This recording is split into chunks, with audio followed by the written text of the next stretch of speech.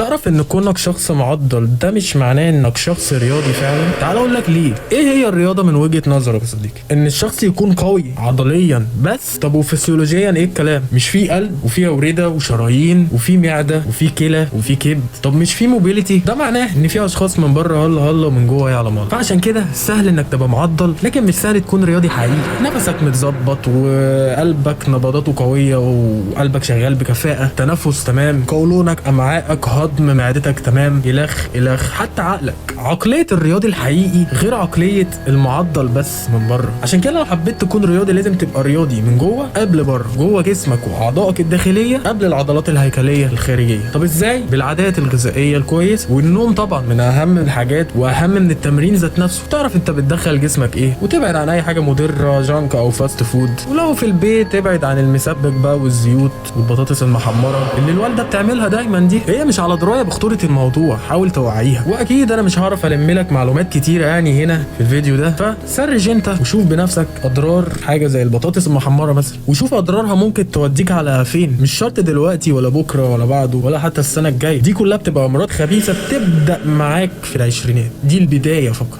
تظهر امتى؟ تظهر بقى مع ال40 مع ال50 مع ال60. انت وحظك بقى. كوليسترول بقى، كبد دهني، تصلب شرايين، وتوصل في الاخر لجلطه. اعزكم وعافاكم الله يعني. انت مش بتختار انت عايز تبقى فين دلوقتي كشاب، بس انت بتحدد هتبقى فين بعد 30 40 سنه الجايين دول. هيبقى صحتك شكلها ايه؟ فتحب تبقى مريض ومكحكح وانت عندك 40 50 سنه، ولا تحب تبقى رياضي عجوز بس نينجا مثلا؟ انت لو معاك سياره باهظه الثمن اكيد انت مش هتسترخص فيها وهتهتم بيها، تحط لها الزيت اللي هي محتاجاه، تحط لها البنزين اللي بيدعم السياره دي، مش هتروح تحط لها بنزين تاني رخيص او كده. فيا ريت تعمل جسمك كده. فالعمليه مش عضلات بس، زي ما بتهتم بهيكل السياره الخارجي وبتغسلها وبتنظفها، بتهتم بيها من جوه، بتصينها، بتكشف عليها، بتحافظ على الميكانيكا الداخليه يعني للسياره عشان ما تحتاجش عمره بعد كده او لا قدر الله الموتور يعطل. فدير بالك على حالك. سلام.